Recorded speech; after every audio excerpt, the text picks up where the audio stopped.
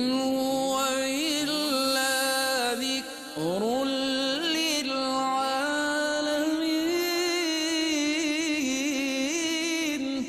یہ قرآن تو صرف تمام جہان والوں کے لیے نصیحت ہے۔ اعوذ باللہ من الشیطان الرجیم، بسم اللہ الرحمن الرحیم۔ ناظرین محترم السلام علیکم ورحمۃ اللہ وبرکاتہ۔ میں ہوں آپ کا میزبان محمد رئیس احمد، اور پیش کیا جا رہا ہے تلاوت قرآن کریم، ترجمہ اور تفسیر پر مشتمل پروگرام پیغام قرآن۔ الحمدللہ آج کی تلاوت میں 14واں پارہ اپنے اختتام کو پہنچے گا۔ تلاوت کی جائے گی، ترجمہ پیش کیا جائے گا اور منتخب آیات کی تفسیر پیش کی جائے گی۔ اور اس حوالے سے ہمارے ساتھ تشریف فرما ہے ممتاز و معروف قاری جناب قاری نعمان نعیمی صاحب۔ السلام علیکم ورحمۃ اللہ وبرکاتہ۔ وعلیکم السلام ورحمۃ اللہ۔ اور ناظرین محترم، آپ جانتے ہیں کہ تفسیر قرآن کا بھی سلسلہ ہوتا ہے، تو تفسیر کے لیے ممتاز و معروف عالم دین حضرت علامہ مفتی محمد عامر صاحب تشریف فرما ہے۔ السلام علیکم ورحمۃ اللہ وعلیکم وبرکاتہ۔ السلام ورحمۃ اللہ وبرکاتہ۔ آئیے ناظرین، تلاوت قرآن کریم کے مبارک سفر کا آغاز کرتے ہیں، اور تلاوت فرما رہے ہیں قاری نعمان نعیمی۔ بسم اللہ۔ اعوذ باللہ من الشیطان الرجیم، بسم اللہ الرحمن الرحیم۔ ان اللہ یأمر بالعدل والإحسان وإیتاء ذی القربى وینہی عن الفحشاء والمنکر والبغی یعظکم لعلکم تذکرون۔ میں اللہ کی پناہ میں آتا ہوں شیطان مردود سے۔ اللہ ہی کے نام سے شروع کرتا ہوں جو نہایت رحم فرمانے والا بہت مہربان ہے۔ بے شک اللہ حکم دیتا ہے کہ عدل اور احسان نیک کام کرو اور رشتہ داروں کو دو، اور بے حیائی اور برائی اور سرکشی سے منع فرماتا ہے۔ وہ تم کو نصیحت فرماتا ہے تاکہ تم نصیحت قبول کرو۔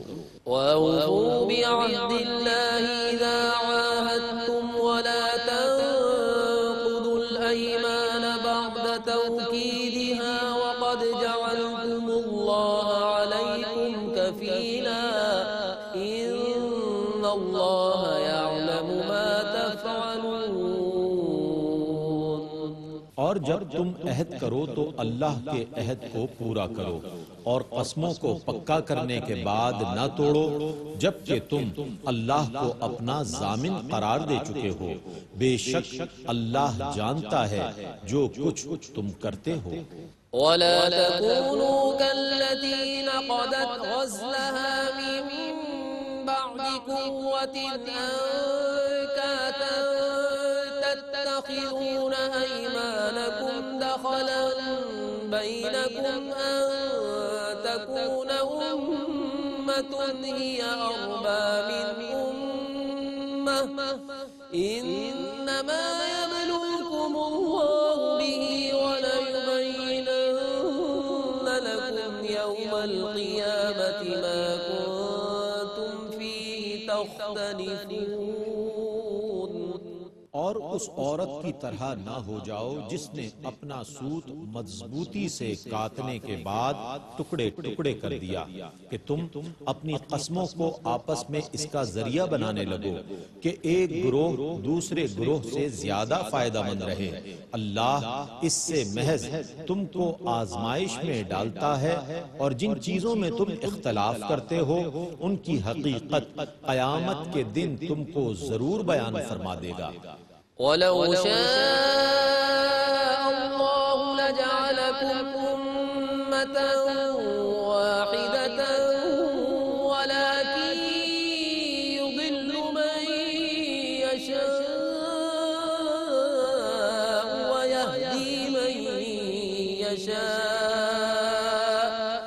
وَلَتُسْأَلُنَّ عَمَّا كُنتُمْ تَعْمَلُونَ۔ اور اگر اللہ چاہتا تو تم سب کو ایک امت بنا دیتا، لیکن اللہ جس کو چاہتا ہے گمراہ کر دیتا ہے اور جس کو چاہتا ہے ہدایت دے دیتا ہے، اور تم جو کچھ کرتے رہے ہو اس کے متعلق تم سے ضرور سوال کیا جائے گا۔ ولا تتخذوا أيمانكم دخلا بينكم فتزل قدم بعد ثبوتها وتذوقوا السوء بما صددتم عن سبيل الله ولكم عذاب عظيم۔ اور اپنی قسموں کو آپس میں دھوکہ نہ بناؤ کہ قدم جمنے کے بعد پھسل جائیں اور تم عذاب چکھو گے، کیونکہ تم نے لوگوں کو اللہ کے راستے سے روکا ہے اور تمہارے لیے بہت بڑا عذاب ہے۔ ولا تشتروا بعهد الله ثمنا قليلا إنما عند الله هو خير لكم إن كنتم تعلمون۔ اور اللہ کے عہد کے بدلے میں تھوڑی قیمت نہ لو، کیونکہ جو اللہ کے پاس ایفائے عہد کا صلہ ہے وہی تمہارے لیے بہتر ہے اگر تم علم رکھتے ہو۔ ما عندكم ينفد وما عند الله باق ولنجزين الذين صبروا أجرهم بأحسن ما كانوا يعملون۔ جو کچھ تمہارے پاس ہے وہ ختم ہو جائے گا اور جو اللہ کے پاس ہے وہ باقی رہے گا، اور جن لوگوں نے صبر کیا ان کو ہم ان کے نیک کاموں کی ضرور جزا دیں گے۔ من عمل صالحا من ذكر أو أنثى وهو مؤمن فلنحيينه حياة طيبة ولنجزينهم أجرهم بأحسن ما كانوا يعملون۔ جس نے نیک کام کیے خواہ وہ مرد ہو یا عورت، بشرط یہ کہ وہ مومن ہو، تو ہم اس کو پاکیزہ زندگی کے ساتھ ضرور زندہ رکھیں گے اور ہم ان کو ان کے نیک کاموں کی ضرور جزا دیں گے۔ فَإِذَا قَرَأْتَ الْقُرْآنَ فَاسْتَعِذْ بِاللَّهِ مِنَ الشَّيْطَانِ الرَّجِيمِ۔ پس اے رسول مکرم جب آپ قرآن پڑھیں تو شیطان مردود سے اللہ کی پناہ طلب کریں۔ إِنَّهُ لَيْسَ لَهُ سُلْطَانٌ عَلَى الَّذِينَ آمَنُوا وَعَلَى رَبِّهِمْ يَتَوَكَّلُونَ إِنَّمَا سُلْطَانُهُ عَلَى الَّذِينَ يَتَوَلَّوْنَهُ وَالَّذِينَ هُمْ بِهِ مُشْرِكُونَ۔ بے شک جو لوگ ایمان لائے اور وہ اپنے رب پر ہی توکل کرتے ہیں ان پر اس کا کوئی تسلط نہیں ہے، اس کا تسلط تو صرف ان لوگوں پر ہے جو اس سے دوستی رکھتے ہیں اور اس کو اللہ کا شریک قرار دیتے ہیں۔ وَإِذَا بَدَّلْنَا آيَةً مَكَانَ آيَةٍ وَاللَّهُ أَعْلَمُ بِمَا يُنَزِّلُ قَالُوا إِنَّمَا أَنتَ مُفْتَرٍ بَلْ أَكْثَرُهُمْ لَا يَعْلَمُونَ۔ اور جب ہم ایک آیت کو دوسری آیت سے تبدیل کر دیتے ہیں اور اللہ ہی خوب جانتا ہے جو وہ نازل فرماتا ہے تو کافر کہتے ہیں کہ آپ تو صرف اپنے دل سے گھڑتے ہیں، حقیقت یہ ہے کہ ان میں سے اکثر علم نہیں رکھتے۔ قل نزله روح القدس من ربك بالحق ليثبت الذين آمنوا وهدى وبشرى للمسلمين۔ آپ کہیے اس کو روح القدس نے آپ کے رب کی جانب سے حق کے ساتھ نازل کیا ہے تاکہ ایمان والوں کو ثابت قدم رکھے، اور یہ مسلمانوں کے لیے ہدایت اور بشارت ہے۔ وَلَقَدْ نَعْلَمُ أَنَّهُمْ يَقُولُونَ إِنَّمَا يُعَلِّمُهُ بَشَرٌ لِسَانُ الَّذِي يُلْحِدُونَ إِلَيْهِ أَعْجَمِيٌّ وَهَذَا لِسَانٌ عَرَبِيٌّ مُبِينٌ۔ اور ہم جانتے ہیں کہ وہ یہ کہتے ہیں کہ اس رسول کو ایک آدمی سکھا کر جاتا ہے، وہ جس کی طرف سکھانے کو منسوب کرتے ہیں اس کی زبان تو عجمی ہے، اور یہ قرآن تو بہت واضح عربی زبان ہے۔ إِنَّ الَّذِينَ لَا يُؤْمِنُونَ بِآيَاتِ اللَّهِ لَا يَهْدِيهِمُ اللَّهُ وَلَهُمْ عَذَابٌ أَلِيمٌ۔ إِنَّمَا يَفْتَرِي الْكَذِبَ الَّذِينَ لَا يُؤْمِنُونَ بِآيَاتِ اللَّهِ وَأُولَئِكَ هُمُ الْكَاذِبُونَ۔ بے شک جو لوگ اللہ کی آیتوں پر ایمان نہیں لاتے، اللہ ان کو ہدایت نہیں فرماتا، اور ان کے لیے دردناک عذاب ہے۔ جھوٹا بہتان تو وہی لوگ لگاتے ہیں جو اللہ کی آیتوں پر ایمان نہیں لاتے، اور وہی لوگ جھوٹے ہیں۔ مَا كَفَرَ بِاللَّهِ مِن بَعْدِ إِيمَانِهِ إِلَّا مَنْ أُكْرِهَ وَقَلْبُهُ مُطْمَئِنٌّ بِالْإِيمَانِ وَلَكِن مَّن شَرَحَ بِالْكُفْرِ صَدْرًا فَعَلَيْهِمْ غَضَبٌ مِّنَ اللَّهِ وَلَهُمْ عَذَابٌ عَظِيمٌ۔ جس نے اللہ پر ایمان لانے کے بعد کفر کیا، سوا اس کے جس کو کفر پر مجبور کیا جائے اور اس کا دل ایمان کے ساتھ مطمئن ہو، ہاں وہ لوگ جو کھلے دل کے ساتھ کفر کریں تو ان پر اللہ کا غضب ہے اور ان کے لیے بڑا عذاب ہے۔ ذلك بأنهم استحبوا الحياة الدنيا على الآخرة وأن الله لا يهدي القوم الكافرين۔ کیونکہ انہوں نے دنیا کی زندگی کو آخرت پر ترجیح دی، اور بے شک اللہ کافروں کو ہدایت نہیں دیتا۔ أولئك الذين طبع الله على قلوبهم وسمعهم وأبصارهم وأولئك هم الغافلون لا جرم أنهم في الآخرة هم الخاسرون۔ یہی وہ لوگ ہیں جن کے دلوں اور کانوں اور آنکھوں پر اللہ نے مہر لگا دی ہے، اور یہی لوگ غافل ہیں۔ بے شک صرف یہی لوگ آخرت میں نقصان اٹھانے والے ہیں۔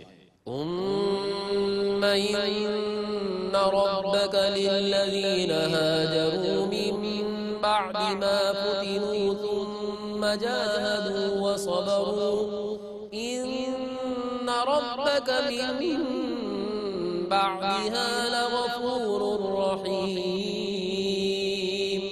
پھر بے شک آپ کا رب ان لوگوں کے لیے جنہوں نے آزمائشوں میں مبتلا ہونے کے بعد ہجرت کی، پھر جہاد کیا اور صبر کیا، بے شک آپ کا رب ان آزمائشوں کے بعد ضرور بہت بخشنے والا، بہت رحم فرمانے والا ہے۔ يوم تأتي كل نفس تجادل عن نفسها وتوفى كل نفس ما عملت وهم لا يظلمون۔ جس دن ہر متنفس اپنی جان کی طرف سے جھگڑتا ہوا آئے گا، اور ہر شخص کو اس کے کیے ہوئے کاموں کی پوری جزا دی جائے گی، اور ان پر ظلم نہیں کیا جائے گا۔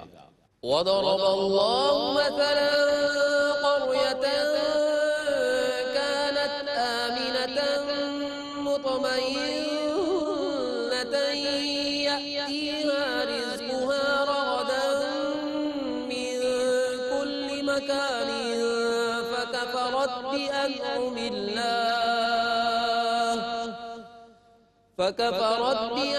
الله فأذاقها الله لباس الجوع والخوف بما كانوا يصنعون۔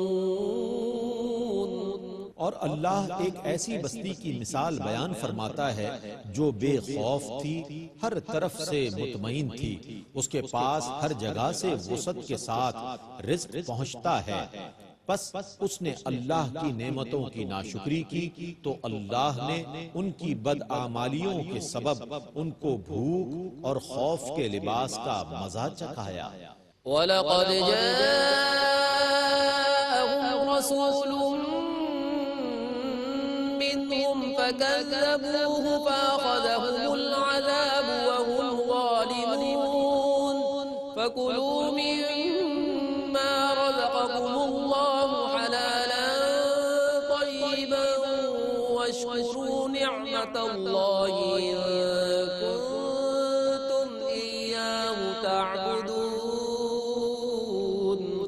اور ان کے پاس انہی میں سے ایک رسول آیا تو انہوں نے اس کی تکذیب کی، سو ان کو عذاب نے آ پکڑا، دراں حال یہ کہ وہ ظلم کرنے والے تھے، سو اللہ کے دیے ہوئے حلال طیب رزق میں سے کھاؤ اور اللہ کی نعمت کا شکر ادا کرو اگر تم صرف اسی کی عبادت کرتے ہو۔ إنما حرم عليكم الميتة والدم ولحم الخنزير وما أهل لغير الله به فمن اضطر غير باغ ولا عاد فإن الله غفور رحيم۔ تم پر صرف یہ چیزیں حرام کی ہیں، مردار اور بہتا ہوا خون اور خنزیر کا گوشت، اور جس جانور پر ذبح کے وقت غیر اللہ کا نام پکارا گیا، پس جو شخص مجبور ہو جائے وہ سرکشی کرنے والا نہ ہو اور نہ حد سے تجاوز کرنے والا، تو بے شک اللہ بہت بخشنے والا، بے حد رحم فرمانے والا ہے۔ ولا تقولوا لما تصف ألسنتكم الكذب هذا حلال وهذا حرام لتفتروا على الله الكذب إن الذين يفترون على الله الكذب لا يفلحون۔ اور جن چیزوں کے متعلق تمہاری زبانیں جھوٹ بولتی ہیں ان کے بارے میں یہ نہ کہو کہ یہ حلال ہے اور یہ حرام ہے، تاکہ تم اللہ پر جھوٹا بہتان باندھو، بے شک جو لوگ اللہ پر جھوٹا بہتان باندھتے ہیں وہ کامیاب نہیں ہوں گے۔ متاع قلیل ولہم عذاب علیم۔ یہ تھوڑا فائدہ ہے اور ان کے لیے دردناک عذاب ہے۔ وعلى الذين هادوا حرمنا ما قصصنا عليك من قبل وما ظلمناهم ولكن كانوا أنفسهم يظلمون۔ اور صرف یہودیوں پر ہم نے ان چیزوں کو حرام کیا ہے جو ہم پہلے آپ سے بیان کر چکے ہیں، اور ہم نے ان پر کوئی ظلم نہیں کیا لیکن وہ خود اپنی جانوں پر ظلم کرتے تھے۔ ثم إن ربك للذين عملوا السوء بجهالة ثم تابوا من بعد ذلك وأصلحوا إن ربك من بعدها لغفور رحيم۔ پھر آپ کا رب جن لوگوں نے ناواقفیت سے کوئی گناہ کیا پھر اس کے بعد توبہ کر لی اور نیک کام کیے، سو بے شک آپ کا رب اس کے بعد ضرور بہت بخشنے والا، بے حد رحم فرمانے والا ہے۔ إبراهيم كان أمة قانتا لله حنيفا ولم يك من المشركين شاكرا لأنعمه اجتباه وهداه إلى صراط مستقيم۔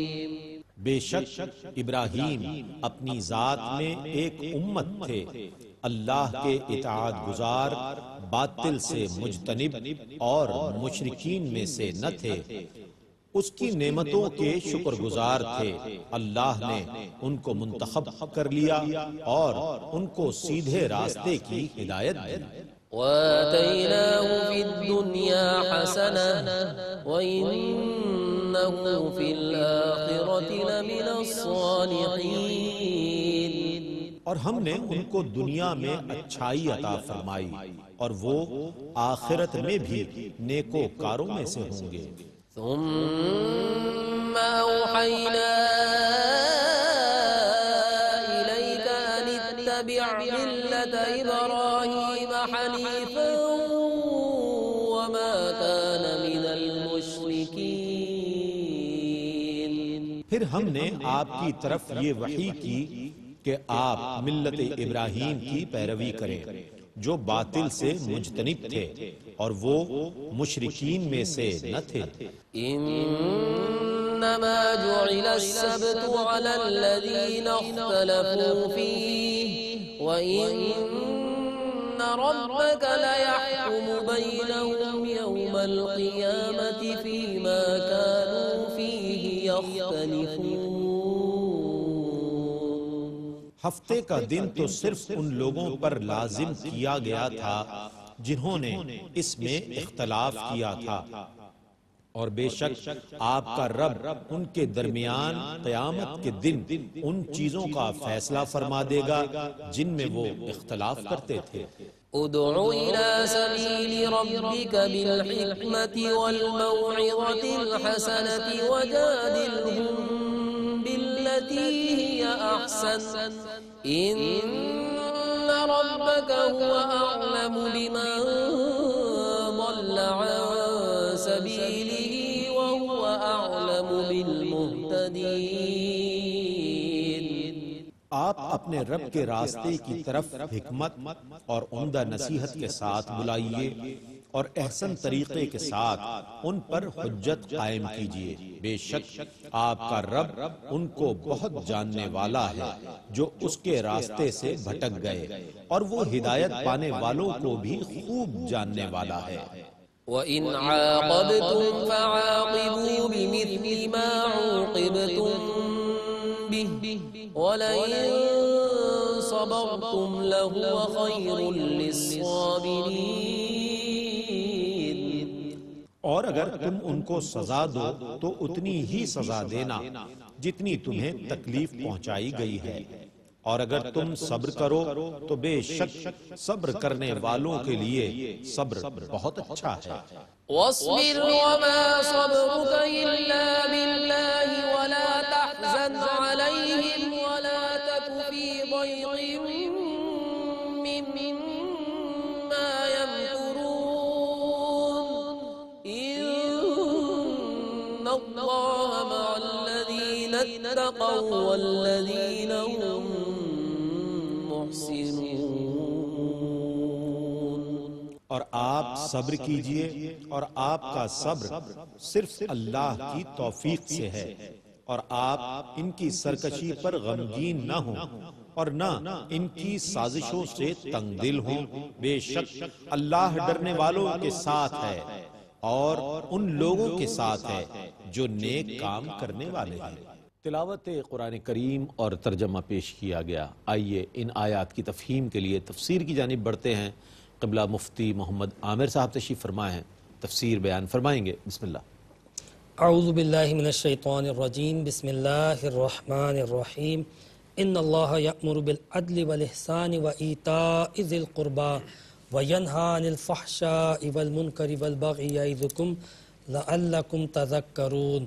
بے شک اللہ تبارک و تعالی حکم دیتا ہے عدل کا اور احسان کا اور قرابت داروں کو عطا کرنے کا، اور اللہ رب العزت منع کرتا ہے برائی سے، روکتا ہے برائی سے، اور اللہ تبارک و تعالی جو ہے وہ بے حیائی سے بھی روکتا ہے اور سرکشی سے بھی روکتا ہے، اور اللہ تبارک و تعالی تمہیں یہ نصیحت کرتا ہے تاکہ تم ان چیزوں کا دھیان رکھو۔ اس آیت میں اللہ تبارک و تعالی نے سب سے پہلے حکم دیا عدل کا اور احسان کا۔ عدل کی اہمیت سے ہر کوئی واقف ہے کہ عدل کے بغیر کوئی معاشرہ، کوئی نظام، کوئی سسٹم، کوئی علاقہ، کوئی گھر نہیں چل سکتا۔ عدل انتہائی ضروری ہوتا ہے۔ اللہ تعالیٰ نے فرمایا کہ ہم نے اس کائنات کو عدل کے ساتھ پیدا کیا، تو جب کائنات کو ہم نے اور نظام کائنات کو ہم نے عدل کے ساتھ پیدا کیا اور قائم کیا، تو تم بھی اپنے کاموں میں، اپنے معاملات میں عدل کو برقرار رکھو۔ عدل کا مطلب یہ ہوتا ہے کہ جس کا جو حق ہے اسے دیا جائے، جو چیز جہاں ہونی چاہیے وہاں ہونا عدل ہے، اور اگر جہاں ہونی چاہیے وہاں نہ ہو تو یہ ظلم ہے۔ جس کا جو حق ہے اسے وہ ملنا عدل ہے اور نہ ملنا ظلم ہے۔ تو ہر چیز میں عدل جو ہے وہ ہونا چاہیے، اور ساتھ میں اللہ رب العزت نے فرمایا بالعدل والاحسان، عدل کا بھی حکم دیتا ہے اور فضل کا بھی حکم دیتا ہے۔ عدل یہ ہے کہ جس کا جتنا حق ہے اس کو اتنا دیا جائے، اور فضل یہ ہے کہ جس کا جتنا حق ہے اس سے بڑھ کر دیا جائے۔ حق سے بڑھ کر دینا فضل ہے اور حق سے کمتر دینا ظلم ہے۔ تو اسلام فضل کی تو بات کرے گا، عدل کی تو بات کرے گا، مگر ظلم کی بات اسلام نہیں کر سکتا۔ جو اسلام کے نام پہ ظلم کرتے ہیں تو وہ اسلام کو یا تو داغدار کرتے ہیں یا اسلام کے نام کو غلط استعمال کرتے ہیں۔ اسلام عدل کی اور فضل کی بات کرتا ہے اور حکم دیتا ہے۔ یہ نہیں ہے کہ عدل کا مطالبہ کر رہا ہے۔ اسلام یہ نہیں کہتا کہ تم حق کا مطالبہ کرو، بلکہ دوسروں کے حق ادا کرو۔ یعنی مطالبہ حق سے زیادہ ادائے حق پہ اسلام زور دے رہا ہے۔ تو ہمیں اس چیز پر بھی غور کرنا چاہیے کہ یہ اسلام کی خوبصورتی میں سے، بیوٹیز میں سے ہے۔ پھر اسی طرح اللہ رب العزت نے فرمایا کہ اللہ تعالیٰ جو ہے وہ تمہیں فحشائی سے، فحش یعنی بے حیائی سے منع کرتا ہے، سرکشی سے منع کرتا ہے، بری بات سے منع کرتا ہے۔ آپ نے دیکھا ہوگا کہ عموماً جمعے کے خطبے میں یہ والی آیتوں کو پڑھا جاتا ہے۔ اس کی وجہ یہ ہوتی ہے کہ اس ایک آیت کے اندر کئی نصیحتیں موجود ہیں، پے در پہ عدل کی نصیحت موجود ہے، فضل کی نصیحت موجود ہے، احسان کی نصیحت اس میں موجود ہے، قرابت داروں کے ساتھ حسن سلوک کی نصیحت اس میں موجود ہے، بے حیائی سے بچنے کی نصیحت موجود ہے، برائی سے بچنے کی نصیحت موجود ہے، نافرمانی اور سرکشی سے بچنے کی نصیحت اس کے اندر موجود ہے۔ تو پے در پہ نصیحت موجود ہے۔ ان نصیحتوں پر ایک آیت میں آپ کے سامنے ذکر کرتا ہوں۔ قرآن نے کہا ان ذکر تنفع المؤمنین، کہ نصیحت مومن کو فائدہ دیتی ہے۔ یعنی اندر ایمان ہے نا تو نصیحت فائدہ دے گی، اگر نصیحت فائدہ نہیں دیتی تو سمجھ لو ایمان نہیں ہے اندر، سمجھ لو کہ اندر ایمان نہیں ہے۔ حضرت ابوبکر صدیق نے کہا کہ جس شخص کو نصیحت فائدہ نہ کرے وہ جان لے کہ میرے اندر ایمان ختم ہو چکا، کیونکہ قرآن کہتا ہے کہ نصیحت مومن کو فائدہ دیتی ہے۔ کتنا دیتی ہے، کب دیتی ہے، کیسے دیتی ہے، یہ اللہ تعالیٰ جانتا ہے، مگر اس بات پر بیلیو رکھیں کہ مومن کو جب نصیحت کی جائے گی تو انشاءاللہ اس کا فائدہ ہوگا۔ پھر اللہ رب العزت نے فرمایا وَأَوْفُوا بِعَهْدِ اللَّهِ إِذَا عَاهَدتُّمْ، کہ تم جو ہے وہ اپنے وعدوں کو پورا کرو جو تم وعدے کرتے ہو اللہ تعالیٰ کے ساتھ اور لوگوں کے ساتھ۔ اب یہ دیکھیں کہ اسلام کی ایک اور بڑی اہم بات جس کو ڈائریکٹ اللہ تعالیٰ بندوں کو کہہ رہا ہے، تشریعات و تعبیرات کے ساتھ نہیں، بالکل کلیئر ورڈوں میں کہہ رہا ہے کہ جب تم کوئی کانٹریکٹ کرتے ہو، کوئی وعدہ کرتے ہو، کوئی پرومس کرتے ہو، ایک تو اللہ سے ہمارا وعدہ ہے وہ، اور ایک بندوں کا بندوں سے اگر کوئی وعدہ ہے وہ، اس کو کبھی مت توڑو، کبھی مت توڑو۔ اور فرمایا وَلَا تَنْقُضُوا الْأَيْمَانَ بَعْدَ تَوْكِيدِهَا، کہ تم اپنی قسموں کو پختہ کرنے کے بعد مت توڑا کرو۔ فرمایا کہ وَقَدْ جَعَلْتُمُ اللَّهَ عَلَيْكُمْ كَفِيلًا، اور تم نے جو ہے وہ اپنی قسموں پر اللہ کو ضامن بھی بنا لیا ہوتا ہے۔ آپ کو پتا ہے کہ قسم اگر توڑی جائے، کسی سے ویسے بھی وعدہ توڑنا، وعدہ خلافی کرنا، عہد شکنی کرنا بہت بڑا گناہ ہے، کبائر میں ہے، یہ کوئی چھوٹا موٹا گناہ نہیں ہے۔ الا لا ایمان لمن لا عہد له، جس میں وعدے کی پاسداری نہیں ہے، نبی کریم علیہ السلام نے فرمایا اس کا ایمان نہیں ہے۔ وعدے کا تعلق it is part of faith, یہ ایمان کے حصوں میں سے ہے۔ وعدے کی حیثیت کوئی محض اخلاقی نوعیت کی نہیں ہے، اس سے بندہ جو ہے وہ ایمان کی تقویت پاتا ہے، ایمان کے درجوں پر فائز ہوتا ہے، اللہ کا قرب حاصل کرتا ہے۔ وعدہ کرنا یہ کوئی چھوٹی موٹی بات نہیں ہے۔ یہی وجہ ہے کہ سورہ منافقون کے اندر جو ہے وہ ان کی نشانی بتائی گئی، وہ وعدہ خلاف ہوتے ہیں۔ منافقوں کی کیا نشانی ہے کہ وہ بات کرے گا تو جھوٹ بولے گا، وعدہ کرے گا تو توڑ دے گا، یہ تو منافق کی علامت ہے۔ مومن جب وعدہ کرتا ہے، زبان دیتا ہے، تو وہ پتھر پہ لکیر ہوتا ہے۔ ہم بھی مسلمان ہیں، ہم ذرا غور کریں کہ جب ہماری زبان چلتی ہے، ہم بازاروں میں، مارکیٹ میں، کاروبار میں، دنیا داری میں کتنے وعدے کرتے ہیں، کس کس سے کیا کیا وعدے کرتے ہیں، آیا اس کو پورا بھی کرتے ہیں؟ تو اللہ رب العزت نے کہا کہ جب تم وعدہ کرو تو اس کو پورا کرو، اس کو مت توڑو، جبکہ تم نے اس پہ اللہ کو ضامن بھی بنا لیا ہو۔ یہی وجہ ہے کہ محض وعدہ کرنا تو گناہ ہے ہی، لیکن جس وعدے پہ آپ نے اللہ کو ضامن کیا، یعنی قسم کھا لی، اللہ کا نام لے لیا، تو پھر تو تم پر اور ذمہ داری بڑھ جاتی ہے کہ تم اپنی ضمانت کے لیے اللہ کا نام پیش کرتے ہو۔ تو اب جب تم وعدہ خلافی کرو گے تو ایک تو وعدہ خلافی کا گناہ، پھر اس عہد شکنی کا جو جرم تھا اور اس عہد شکنی کا جو وبال تھا، جو تاوان تھا، وہ بھی دینا پڑے گا۔ اور تیسرا یہ کہ تم نے اللہ تعالیٰ کا نام لے کے قسم کھائی تھی یا اللہ تعالیٰ کے نام لے کے ضمانت دی تھی، تو اس کا کفارہ بھی ادا کرنا پڑے گا۔ یہ جو قسموں پہ کفارہ ہوتا ہے کیوں ہوتا ہے؟ یہ اس لیے ہوتا ہے کہ بندہ قسم کھا کے اللہ تعالیٰ کو گواہ بناتا ہے اور ضامن بناتا ہے۔ اللہ کو بندہ ضامن بنائے اور اس کے بعد اس کو پورا نہ کرے تو اللہ تعالیٰ نے کہا کہ جو مجھے ضامن بنائے گا اس پر میں خود اپنی طرف سے بھی سزا کو عائد کروں گا۔ اس لیے قسم توڑنے پر کفارہ عائد ہوتا ہے۔ تو اللہ تبارک و تعالیٰ نے تو سختی سے منع کر دیا کہ آپ جو ہے وہ اپنی قسموں کو نہ توڑو۔ کسی مجبوری میں قسموں کو توڑ دیا، وعدوں کو توڑ دیا، تو ایک تو اس کے لیے توبہ کرو، استغفار کرو، اور اس وعدہ توڑنے کی وجہ سے جس کا جو نقصان ہوا ہے اس کا ازالہ کرو، پھر پلس یہ کہ اللہ کا نام لیا تھا تو اس کا کفارہ بھی ادا کرو۔ یہ اللہ رب العزت نے باقاعدہ ہمیں حکم دیا۔ پھر اس کے بعد اللہ رب العزت نے ایک اور بڑی پیاری بات فرمائی، من عمل صالحا من ذکر او انثى وهو مؤمن فلنحيينه حیاتا طیبہ، کہ جو کوئی بھی نیک عمل کرے گا، چاہے وہ مرد ہو کہ عورت ہو، بلا تخصیص مرد و زن، جب کوئی نیک عمل کرے گا اللہ تعالیٰ فرماتا ہے میں اس کا اجر دوں گا، میں اس کا اجر ضائع نہیں کروں گا۔ ایسا نہیں ہے کہ نیکی کا اجر مردوں کو ملے گا، عورتوں کو نہیں ملے گا۔ مرد اور عورت میں اگر فرق کیا گیا ہے تو دائرہ عمل میں فرق کیا گیا ہے کہ مردوں کا دائرہ عمل جدا ہے عورتوں سے، یہ الگ اپنے کام کریں گی، وہ الگ اپنے کام کریں گی، ان کے اختلاط سے منع کیا گیا ہے۔ باقی جہاں تک بات ہے عبادت کی، ریاضت کی، تقوی کی، پرہیزگاری کی، مرتبے کی، اللہ کے بارگاہ میں قرب حاصل کرنے کی، ولایت حاصل کرنے کی، ایمانی درجات حاصل کرنے کی، تو اس میں کوئی فرق نہیں ہے۔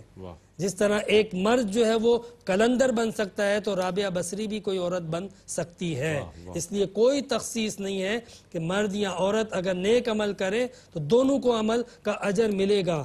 یہاں پر یہ بات اللہ رب العزت نے واضح فرما دی، من عمل صالحا من ذکر او انثى، چاہے وہ مرد ہو کہ عورت ہو، وہو مؤمن، اور وہ مومن ہے، تو اللہ رب العزت نے فرمایا پھر اسے ایک پاکیزہ حیات بھی عطا کریں گے، یعنی دنیاوی زندگی میں بھی نیکیوں کا صلہ ملے گا اور آخرت میں بھی اس کو نیکیوں کا صلہ ملے گا، ایک پاکیزہ حیات ملے گی۔ یہاں پر ایک اور اہم بات ذکر کروں کہ یہ جو عمل صالح کا ذکر کیا نا، تو اس کے جزا میں کہا کہ ہم حیاتاً طیبہ دیں گے۔ جب عمل صالح ہوگا تو ایک صاف ستھری پرسکون زندگی ملے گی۔ کیوں ملے گی؟ عمل صالح اس عمل کو کہا جاتا ہے جس عمل کے اندر جو ہے وہ فساد نہ ہو، صالح صلابت سے ہوتا ہے، جس کا مطلب ہوتا ہے ہر وہ کام کے جو جوڑنے والا ہو، جو درست کرنے والا ہو، جو بہتر کرنے والا ہو۔ اور یقینی سی بات ہے کہ اگر اس طرح کے اعمال کو اپنایا جائے کہ جس کے اندر جو ہے وہ فساد نہ ہو، توڑ پھوڑ نہ ہو، کوئی قدغن نہ ہو، تو کیسے ہو سکتا ہے کہ اس کی زندگی کے اندر بے سکونی، بے ثباتی پائی جائے؟ آج جو ہماری زندگی میں اتنی بے ثباتی، بے سکونی، پریشانی لاحق ہے، اس کی وجہ یہ ہے کہ جگہ جگہ ہمارے عمل کے اندر فساد بھی تو موجود تھا، جس کا وبال پلٹ کے آ رہا ہے۔ اگر عمل میں صلاحیت موجود ہوتی، صالحیت موجود ہوتی، تو پھر زندگی کے اندر بھی ایک قرار، ایک سکون پایا نظر آتا، جس کا قرآن نے یہاں پر ذکر کیا ہے کہ ہم ان کو بخشیں گے ایک حیات طیبہ۔ شرط یہ ہے کہ بندہ جو ہے وہ عمل صالح کرے۔ پھر اس کے بعد ایک اور بات اللہ رب العزت نے فرمائی، من کفر باللہ من بعد ایمانہ الا من اکرہ قلبہ مطمئن بالایمان ولکن من شرح بالکفر صدرا فعلیہم غضب من اللہ ولہم عذاب عظیم۔ یہاں پر یہ قانون بتایا جا رہا ہے کہ کوئی شخص ہو اور حالت اکراہ میں ہو، جبر میں ہو، جبکہ اس کا دل ایمان پر مطمئن ہو۔ من کفر باللہ، جو کفر کرے اللہ تعالیٰ کے ساتھ اس حال میں کہ من بعد ایمانہ، ایمان کے بعد، الا من اکرہ، اس حال میں کہ اس کا دل مطمئن ہو، وقلبہ مطمئن بالایمان، اس کو جب اکراہ کی جائے، اس کے اوپر جبر کیا جائے، لیکن اس کا دل ایمان کے ساتھ مطمئن ہو۔ مثلا کوئی شخص کسی کے اوپر گن پوائنٹ پر گردن پہ تلوار رکھ کے اس طریقے سے زبردستی کسی کو ایمان سے پھیرتا ہے، جبکہ وہ ایمان سے پھرنا نہیں چاہتا ہے، اس کو کہتے ہیں حالت اکراہ۔ تو اللہ رب العزت نے فرمایا کہ ایسے شخص کی پکڑ نہیں ہے، کہ جس کا دل ایمان پر مطمئن ہو تو اس کو رخصت ہے کہ الفاظ بظاہر زبان سے ایسے ادا کر دے جو ایمان کے منافی ہوں، ایسی حالت میں فقط جس کے اوپر اکراہ ہو۔ یہ نہیں ہے کہ جو حالت اکراہ میں بھی نہ ہو مگر پھر بھی جو ہے وہ اپنے دنیاوی فوائد کے لیے، دنیاوی مقاصد کے لیے، دنیاوی ضرورت کے لیے کفر کو اختیار کرے، ایسی صورت میں نہیں، صرف ایسی صورت میں کہ جب اس کی جان پر بنی ہوئی ہو۔ حالت اکراہ کے لیے فقہاء نے یہ ایک واحد صورت لکھی ہے کہ جب بندے کی جان پر بن جائے نا تو اس وقت قانون تبدیل ہو جاتا ہے۔ تو یہاں پہ پتہ چلتا ہے کہ قانون انسانوں کے لیے بنایا جاتا ہے، نہ کہ انسان قانون کے لیے۔ یہ واضح ہو گیا کہ قانون بندوں کے لیے بنائے جاتے ہیں، اور جہاں بندوں کے لیے قانون پہ عمل کرنے میں دشواری ہو تو پھر وہاں پہ آرڈر چینج ہو جاتے ہیں۔ لوگ یہ سوال کرتے ہیں قانون خدا کے بندے کے لیے ہے یا بندہ قانون کے لیے ہے؟ اس کا جواب یہ ہے کہ قانون تو انسانوں کے لیے بنائے جاتے ہیں اور انسان اللہ کی بندگی کے لیے بنائے جاتے ہیں۔ کیا بات ہے، سبحان اللہ۔ یہ بات واضح رہے، تو لہٰذا جو ہے وہ قانون جہاں پہ مشکل آئی، دشواری آئی، چینج کر دیا۔ کوئی بھی حالت اکراہ اور حالت جبر ہو تو بندہ چاہے تو پھر اس موقع پر وہ اپنے ایمان کے الفاظ تبدیل کر سکتا ہے زبان سے، جبکہ اس کا دل اس پر مطمئن ہو۔ پھر اللہ رب العزت نے فرمایا وَلَٰكِن مَنْ شَرَحَ بِالْكُفْرِ صَدْرًا، لیکن جو دل کھول کے کفر کرے، یعنی حالت اکراہ بھی نہ ہو اور کوئی ایسی مشکل گھڑی بھی نہ ہو، تو اللہ رب العزت نے فرمایا فَعَلَيْهِمْ غَضَبٌ مِّنَ اللَّهِ، تو اس پر اللہ کا عذاب ہوگا، وَلَهُمْ عَذَابٌ عَظِيمٌ، اور ان کے لیے بڑا ہی دردناک عذاب ہے۔ یہ قرآن کی آیتیں ہیں جو ہمیں سمجھاتی ہیں ایمان کیا ہے، ایمان کی حقیقت کیا ہے، زندگی کا سلیقہ کیا ہے، بندگی کا طریقہ اور قرینہ کیا ہے۔ کاش کہ ہم اس قرآن کو پڑھیں، اس قرآن کو سمجھیں، تاکہ ہمیں بھی اللہ تبارک و تعالیٰ کی اطاعت و بندگی کی کامل توفیق نصیب ہو جائے۔ وآخر دعوانا ان الحمد للہ رب العالمین۔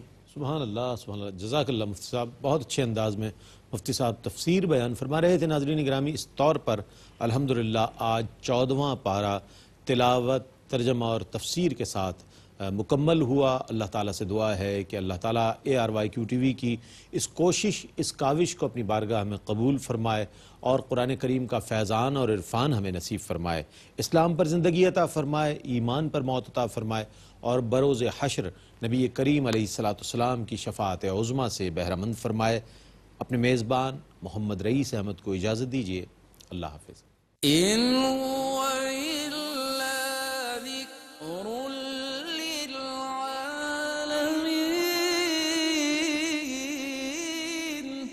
یہ قرآن تو صرف تمام جہان والوں کے لیے نصیحت ہے.